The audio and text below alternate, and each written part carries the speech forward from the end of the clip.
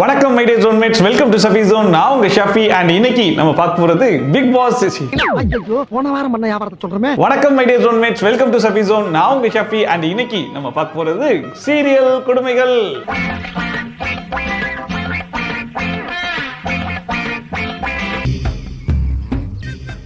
என்ன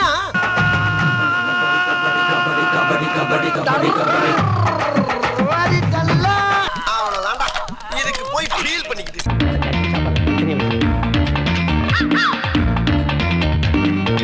மின்மினி பூச்சி இவ்வளவு பெருசா எரியுதா? அது குடும்பத்தோட மொத்தமா ஒரு இடத்துல இருந்து உட்கார்ந்தா பெருசா தான் எரியும்.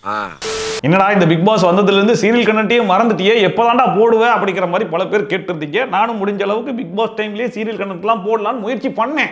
பட் என்ன பண்றது, ஆல்ரெடி வந்து பிக் பாஸே மண்டை குடைச்சலா போயிட்டு இருந்ததுனால இந்த பக்கம் கான்சென்ட்ரேட்டே பண்ண முடியாம போயிடுச்சு. பட் இதுக்கப்புறம் நீங்க அமிச்ச பழைய கண்டென்ட் வரைக்கும் தோண்டி எடுத்து கண்டுபிடிச்சு கொண்டு வந்துருவானா இல்லையா? போன ஜென்மத்துல பெருச்சாளியா இருந்திருப்பான் போல இருக்கு. பழைய ஃபைல் எல்லாம் நோண்டி மொத்தம் 800 சொச்சம் கேஸ் பதிவு பண்ணிருக்காயா. சோ ஃபர்ஸ்டா மிஸ்டர் கிளாரிட்டி அப்படிங்கிறவர் கமெண்ட் பண்ணியிருந்தாப்புல, சஃபி சின்ன மருமகள் சீரியல்ல இந்த ரேட்ல இந்த எபிசோட்ல போய் பாருங்க, ஒரு வாரத்துக்கு வச்சு செய்யற அளவுக்கு சரியான கண்டென்ட் விட மாட்டிருக்கு அப்படின்னு சொல்லிட்டு இது ஒரு தரமான கண்டென்ட். வாங்க என்னன்றதை நானே சொல்றேன். அப்படி சொல்ற என் சிங்கக்குட்டி.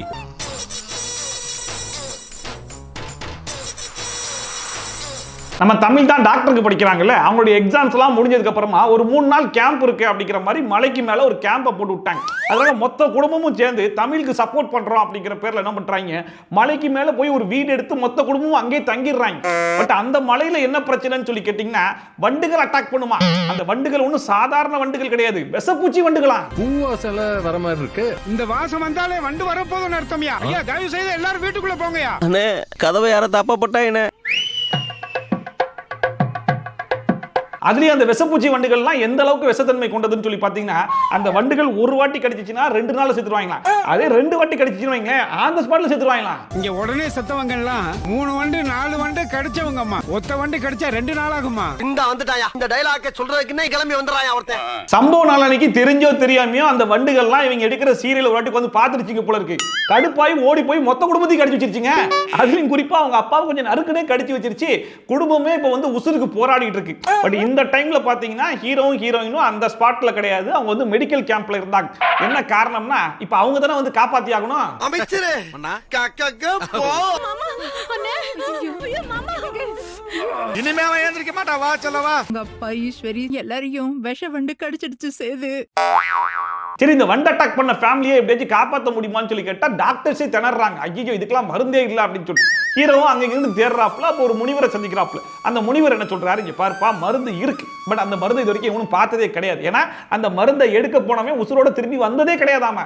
ஏன்னா அந்த வண்டுலாம் வந்து கூடு கட்டி வச்சிருக்கோம் பாத்தீங்களா, அதுக்குள்ளதான் மருந்தையே ஒளிச்சு வச்சிருக்காங்களா. அப்புறம் எடுக்க முடியும். அந்த வண்டுகளை கொன்னுட்டு அதோட கூட்ட உடைச்சு பார்த்தனா, அதுக்குள்ள காவி கலர்ல சில விதைங்க இருக்கும். அந்த விதைகள் தான் அந்த வண்டு கடிக்கான மாத்து மருந்து.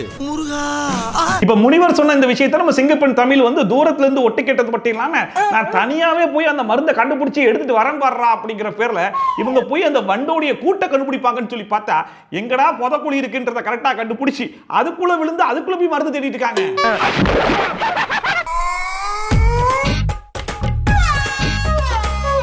என்னடா கொடுமை இது, குடும்பத்தை காப்பாத்தலான்னு வந்த தமிழுக்கு இப்படி ஒரு நிலைமையா? இப்ப தமிழை யார் காப்பாத்துவா அப்படின்னு சொல்லி பார்த்தா, அதுக்கு தானே புருஷன் கேரக்டர்னு ஒன்று வச்சிருக்கோம், அவன் வந்துருவான்ல அப்படின்னு சொல்லிட்டு கரெக்டா மோப்பம் முடிச்சு அந்த ஸ்பாட்டுக்கு அவன் வந்துடுறான்.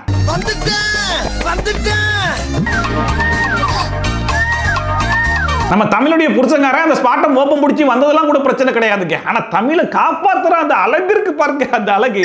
இந்த மீனெல்லாம் தூண்டில் போட்டு பிடிப்பாங்க தெரியுமா, அந்த மாதிரி இந்த மனுஷன் ஒரு குச்சியை தான் விட்டாப்புல, அதை முடிச்சு தமிழ் வெளியே வந்துடுறாங்க.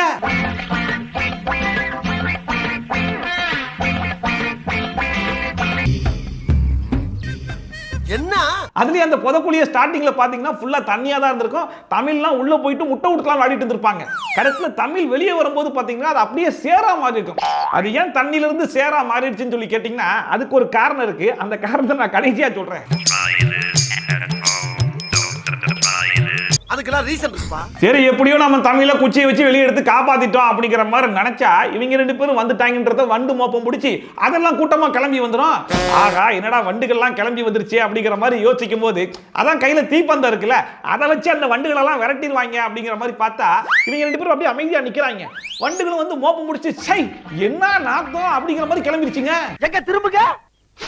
கர்ம கர்மா என்ன இப்படி நாறுது? இவங்க மேல அடிக்கிற நாத்தம் தாங்க முடியாம வண்டுகள்லாம் போயிருச்சு போல இருக்குன்ற மாதிரி நம்ம நினைச்சுக்கிட்டு இருந்தா அந்த ஹீரோ சார் பிரெடேட்டர் படத்தை ஒரு 4 வாட்டி இல்ல 40 வாட்டி பார்த்திருப்பாரு போல இருக்கு. இந்த வண்டுகள்லாம் சாதாரண வண்டுகள் இல்ல, பிரெடேட்டர் வண்டுகள். நம்ம சேரும் சகதியுமா இருக்கிறதுனால நம்ம உங்க கண்ணுக்கு தெரியல, வாங்க இதையே யூஸ் பண்ணிக்கலாம் அப்படின்னு சொல்லிட்டு இன்னும் கொஞ்சம் சேரும் சகதியை எடுத்து மூஞ்சில பூச்சிக்கிறாங்க. உடம்பு பூரா சேரும் சகதியுமா இருந்ததுனால அதுங்க கண்ணுக்கு நாம தெரியல. இது அது இல்ல. நல்லா பூசிக்கலாம் வா. ஆக மொத்தம் அந்த காட்டிலேயே பல வருடங்களா வாழ்ந்துகிட்டு இருக்கிற மக்களாலேயே கண்டுபிடிக்க முடியாத அந்த சேர் சகதி விஷயத்தை இவங்க கேம்புக்கு போன 3 நாள்ல கண்டுபிடிச்சிட்டாங்க பாருங்க. அங்க நிக்கிறாங்க தமிழ் புருஷனா. Thank you thank you. அந்த அடுத்த மைக்கேல் ராஜ் அப்படிங்கிறவர் கமெண்ட் பண்ணியிருந்தாப்ல, ஜி தமிழ்ல கெட்டி மேளம் அப்படிங்கிற சீரியல்ல இந்த ரேட்ல இந்த எபிசோட்ல போய் பாருங்க. சிசிடிவி ஃபுட்டேஜ் என்ன, வில்லன் பண்ற காமெடி என்ன, கடத்தல் சீன் என்னன்னு சொல்லிட்டு பிச்சைக்காரன் தட்டு மாதிரி எல்லா வெரைட்டியும் இருக்குது அப்படிங்கிற மாதிரி போட்டிருக்காப்ல. இதெல்லாம் பயங்கரமான கண்டென்ட். வாங்க என்னன்னு சொல்றேன். Yes you may proceed.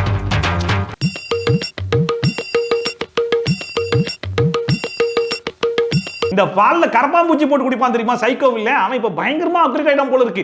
வாரத்துக்கு ஒரு ஆளை கடத்தி வைக்க ஆரம்பிச்சிட்டான். அந்த மாதிரி ஒரு வயசான அம்மாவை கூட்டு வந்து சேர்ல கட்டி போட்டது மட்டும் இல்லாம அந்த அம்மாவை பாதுகாக்கிறதுக்கு 10 வில்லன், அந்த 10 பேருக்கு சம்பளம் கொடுத்து சாப்பாடெல்லாம் போட்டு அந்த அம்மாவை ஒழுங்கா பாத்துக்கோங்கடா அப்படிங்கிற மாதிரி சொன்னா நம்ம வில்லனோட பொண்டாட்டி இருக்காங்கல்ல, அவங்க அசால்ட்டா வந்து அம்புட்டு பெரிய அடிச்சு போட்டு அந்த அம்மாவை கூட்டு ஓடிரும்.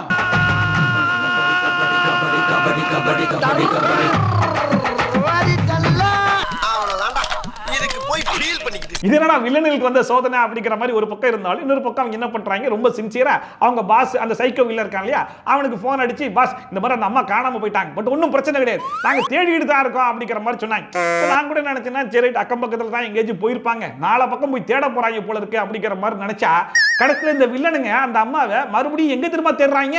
சார் தேடிட்டு தான் சார் இருக்கோம். எப்படி அதே இடத்துக்குள்ளதான் மறுபடியும் வந்து தேடிட்டு இருக்காங்க. அப்போ அந்த இடத்தை விட்டு அந்த அம்மா இன்னும் வெளியே போகல அப்படிங்கிறத தெரிஞ்சு இவங்க வெளியே வந்து நின்று இருக்காங்க. அப்ப அங்கேயே நின்றா கூட அந்த அம்மாவால போக முடியாது, இல்ல ஷட்டரையாச்சும் க்ளோஸ் பண்ணி விட்டுக்கலாம்ல. வெளியே வந்து பாஸ் இன்னும் வீட்டுக்குள்ளதான் இருக்காங்க, பட் எங்க இருக்காங்கன்னு தெரியல, ஓடி பிடிச்சி ஆடிட்டு இருக்கோம், எப்படியாச்சும் கட்டி பிடிச்சிருவோம் அப்படின்னு சொல்லிட்டு மறுபடியும் உள்ள வந்து தேடுறாங்க. இதுல ஹைலைட்டான விஷயம் என்னன்னு சொல்லி கேட்டீங்கன்னா அந்த அம்மா தப்பிச்சு ஓடி போயிடும். அது எப்படி ஓடுதுன்னு பாருங்க.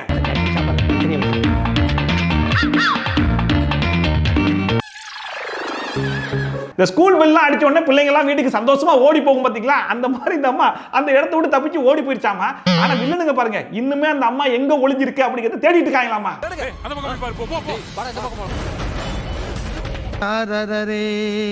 இந்த புடி சரி இந்த அம்மா அசால்ட்டா வீட்டை விட்டு வெளியே ஓடி போயிருச்சு, காப்பாத்துறதுக்காக அஞ்சலி மேடம் வந்தாங்களே அந்த மேடம் எங்க அப்படிங்கிற மாதிரி பார்த்தா அவங்க ஒரு கெட்டப் போட்டு வெளியே வந்தாங்க பாருங்க. அந்த கெட்டப்ப கொஞ்சம் பாருங்களேன்.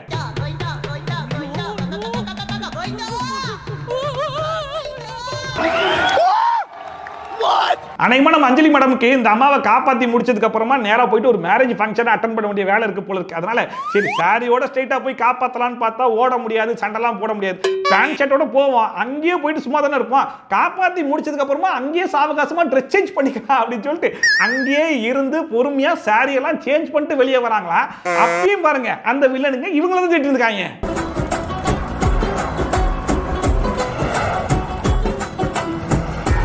உன் கடமை உணர்ச்சிக்கு ஒரு அளவே இல்லையாடா. இதெல்லாம் கூட காமெடி கிடையாது. இதுக்கப்புறமா அந்த மெயின் சைக்கோவில் இருக்கான் இல்லையா, அவன் கிளம்பி வந்துட்டு சிசிடிவி ஃபுட்டேஜ் எல்லாம் எடுத்து செக் பண்ணுவாப்ல. அந்த சிசிடிவி ஃபுட்டேஜ்ல பாத்தீங்கன்னா பொண்டாட்டி காலுக்கு ஒரு க்ளோஸ் அப் சாட், அந்த அம்மாவை காப்பாத்தும் போது ஒரு க்ளோஸ் அப் சாட்னு எல்லாமே இருக்கும். பட் இருந்தாலும் அந்த புள்ள வந்து மூஞ்சில வந்து மாஸ்க் மாட்டிருக்கும் இல்லையா, மாஸ்க் மாட்டின ஒரே ஒரு காரணத்தினால சொந்த பொண்டாட்டியவே அடையாளம் தெரியலையாமா.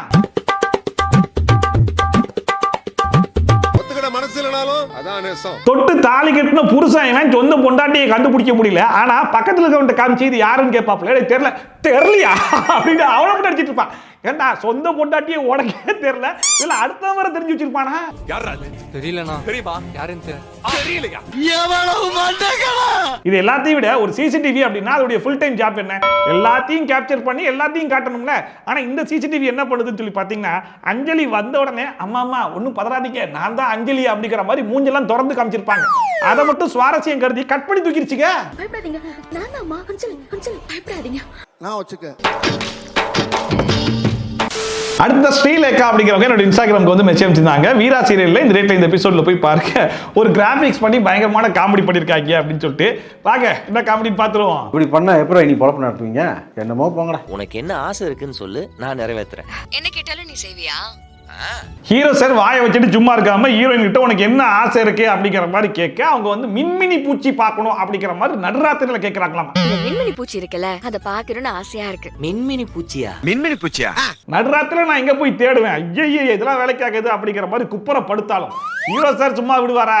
ஆசைப்பட்டு வாய் விட்டு கேட்டாலே சரி, நாளைக்கு பாப்போம். இருந்தாலும் தூங்க கூடாது.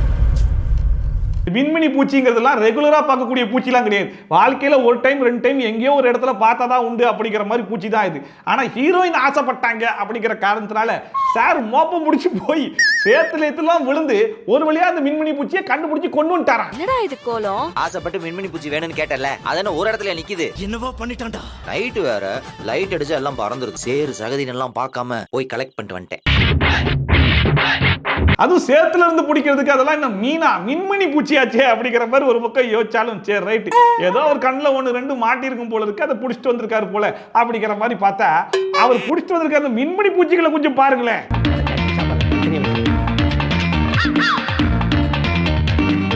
மின்மினி பூச்சிக்கு பிடக்கில பல்ப் எரியும்ல, அந்த லைட். ஏதோ ஒன்னு ரெண்டு மின்மினி பூச்சி கண்ணில் மாட்டிடுச்சுன்னு சொன்னா கூட பரவாயில்ல, மின்மினி பூச்சியுடைய மொத்த வம்சத்தையே இந்த மனுஷன் போய் சேத்துல பிடிச்சிட்டு வந்திருக்காருன்னா இதை என்ன சொல்றது சத்தியமா புரியல.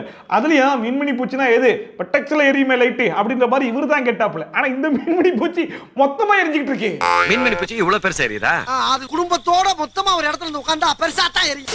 அடுத்த பீப் டேப்ஸ் அப்படிங்கிறவங்க கமெண்ட் பண்ணிருந்தாங்க, ஆயன்னா கார்த்திகை தீபம்ல இந்த ரேட்ல இந்த எபிசோட்ல போய் பாருங்க, மர்டர் பண்றதுக்கு ஒரு பயங்கரமான பிளான் ஒன்னு போடுறாங்க, அந்த பிளானை மட்டும் கொஞ்சம் பாருங்க அப்படின்னு சொல்லிட்டு வாங்க என்ன பிளான் போட்டுருக்காங்கன்னு பாத்துருவோம். Program no chance. First double sound, அதுக்கப்புறம் சிங்கிள் சவுண்ட். நீ ஹாஸ்பிடலுக்கு உடனே போய் அந்த ரேவதியை தீர்த்து கட்டணும். அதாவது போலீஸால வலைவீசி தேடப்பட்டு இருக்கிற ஒரு கிரிமினலை வச்சு எப்படியாச்சும் ரேவதியை போட்டு தள்ளிடலாம் அப்படிங்கிற மாதிரி ஒரு பிளான் ஒன்று போடுறாங்களாமா நம்மளுடைய வில்லி. பட் ஹவ் இஸ் இட் பாசிபிள்ங்க? இவங்க போனதான் அம்புட்டு போலீஸும் கதார்னு பிடிச்சிருவாங்களே அப்படிங்கிற மாதிரி கேட்டா அதுக்கு தான் வில்லி ஒரு அற்புதமான பிளானை கையிலேயே வச்சிருக்காங்களா. நீ டாக்டர் வேஷத்துல ஹாஸ்பிடலுக்கு போனா யாருக்கும் உன் மேல சந்தேகம் வராது. டாக்டர் எனக்கு தெரிஞ்சு இந்த மாறு வேஷத்துக்கு மட்டும் வாய் இருந்துச்சுன்னு வைங்களேன், அதெல்லாம் இந்த நேரத்துக்கு கதறி கதறி அழுந்திருக்கும். ஏன்னா அந்த அளவுக்கு அதை போட்டு கொடுமைப்படுத்துறாங்க. நீ டாக்டர் கெட்டப்ல ஹாஸ்பிடலுக்குள்ள போய் சரிங்க. நீ ரேவதி இருக்கிற ஐசியூ வார்டுக்கு போய் சரிங்க. அவ முகத்துல இருக்கிற ஆக்சிஜன் மாஸ்க கழட்டி விட்டுடு. சரிங்க. அவ மூச்சு திணறி சாகட்டும். இந்த ஐடியா சூப்பரா இருக்கு மேடம். அதையும் நம்ம மெயின் வில்லி எவ்வளவு ஷார்ப் பண்ணி கேட்டீங்கன்னா, பிளான போட்ட கையோட காஸ்டியூமே நேரா போயிட்டு வாடகைக்கெல்லாம் எடுத்து வந்துட்டாங்க. அதுல இந்த கிரிமினல் வில்லி வேற நான் டாக்டர் கெட்டப்ல போறேன் போட்டு தள்ளுறேன் அப்படிங்கிற மாதிரி வீரவசனம் எல்லாம் பேசிட்டு சரி ரைட் இந்த உன் காஸ்டியூம் அப்படிங்கிற மாதிரி கையில கொடுத்தா அதுக்கு இந்த கிரிமினல் வில்லி கொடுக்கிற ரியாக்ஷனை மட்டும் கொஞ்சம் பாருங்களேன். நான் டாக்டர் வேஷத்துல போய் அந்த ரேவதி கதையை முடிச்சிடுறேன். இது எப்பேற்பட்ட கிரிமினல் வில்லி பாருங்க, இது எதுக்கு அப்படிங்கிற மாதிரி பார்த்துட்டு இருக்கு. அப்ப இதுக்கு முன்னாடி நீ டாக்டர் கிட்ட போய் பார்த்தது கிடையாதா? அந்த பொம்பளையே பாவம் ஒரு லேப் கோட்டையும் ஒரு செதோஸ்கோப்பையும் தான் வாடகைக்கு எடுத்து வந்திருக்கு. அதையே பார்த்து எதுக்குன்னு கேட்கறனா நீ எப்பேற்பட்ட வில்லியா இருப்ப பாத்துக்கோ. இது சரி அந்த லேப் கோட்டையும் செதோஸ்கோப்பையும் உடம்புல போட்டுப்பீங்க, பட் மூஞ்சிக்கு என்ன பண்ணுவீங்க அப்படிங்கிற மாதிரி கேட்டா அதான் கொரோனா டைம்ல இருந்து புதுசா ஒன்று கண்டுபிடிச்சிருக்கோமே மாஸ்க், அதை எடுத்து மூஞ்சில மாட்டி போட்டுற மாதிரி மூஞ்சில எடுத்து மாட்டிக்கிட்டாங்க.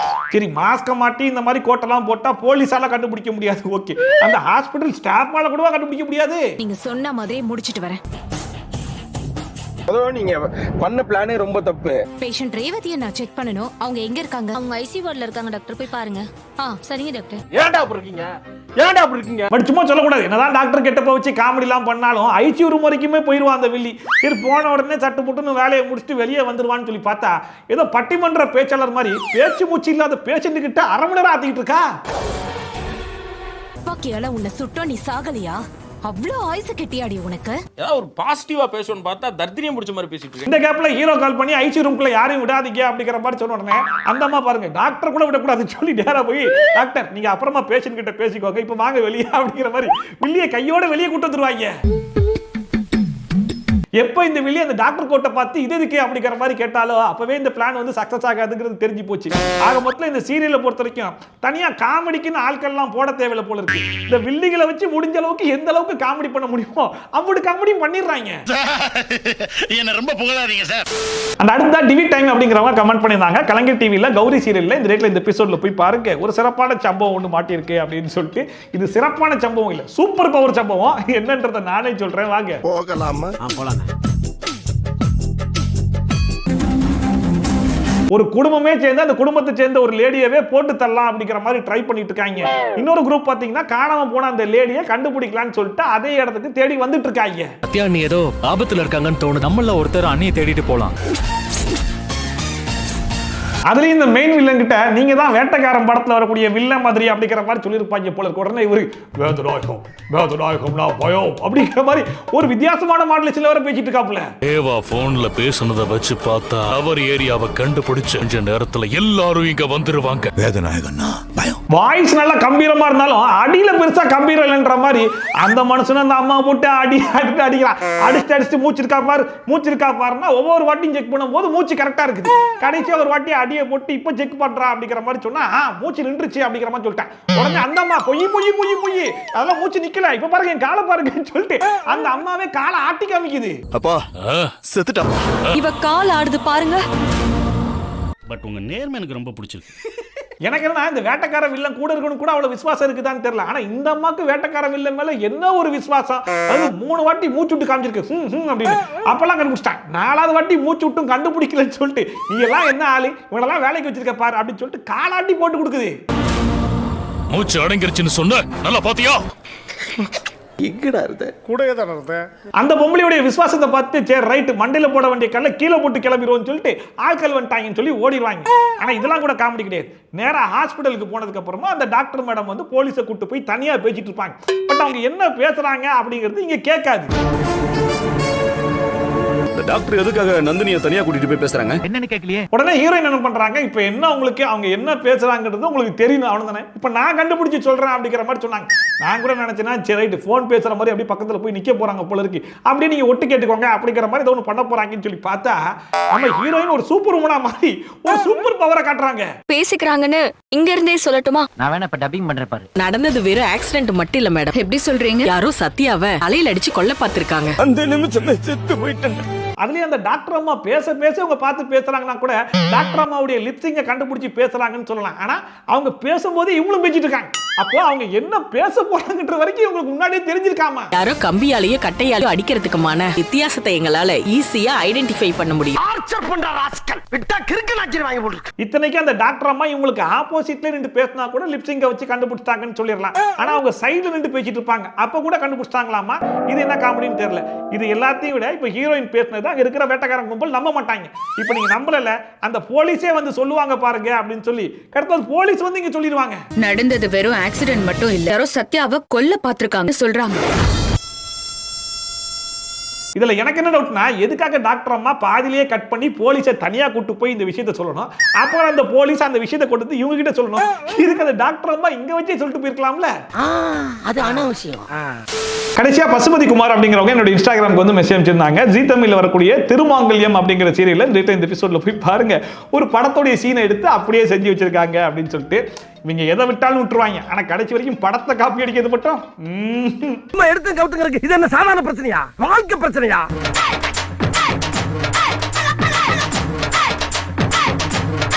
இந்த சீனை பார்த்ததுக்கு அப்புறம் இது என்ன படம் என்ன சீனு அப்படிங்கிற மாதிரி அம்புட்டு பேருமே மண்டை குழப்பி போற அளவுக்கு ஹெவி டஃப் கொடுத்து எடுத்திருக்காங்க.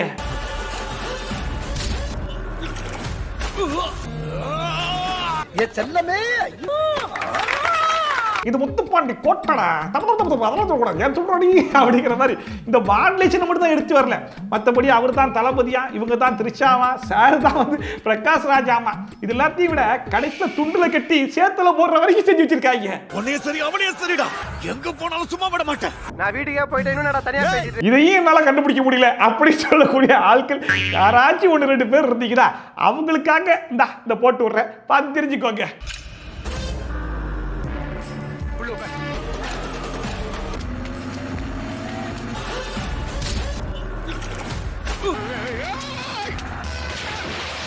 சாதாரண வீடியோ இன்னைக்கு இந்த வீடியோ பார்த்து கொஞ்சமா என்ஜாய் பண்ணிருப்பீங்க நம்புறேன். ஒருவேளை நீங்க என்ஜாய் பண்ணீங்கன்னா அதை மறக்காம கமெண்ட் செக்ஷன்ல சொல்லுங்க. அண்ட் இதே மாதிரி ட்ரோல்ஸ் அண்ட் ரிவ்யூஸ்லாம் கண்டிப்பா பார்க்கணும்னா மறக்காம சப்ஸ்கிரைப் பண்ணிட்டு பக்கத்துல கூட பெல் ஐகான் டான் தட்டி விட்டீங்கன்னா நான் போற வீடியோ நோட்டிஃபிகேஷன் டான் டைம் வந்து சேர்ந்துரும். சோ வீடியோ மாதிரி சூப்பரான வீடியோட சூப்பரான ரிவ்யூவோட சூப்பரான ட்ரோலோட வந்து சந்திக்க அதன் பை ஃப்ரம் ஷாஃபி.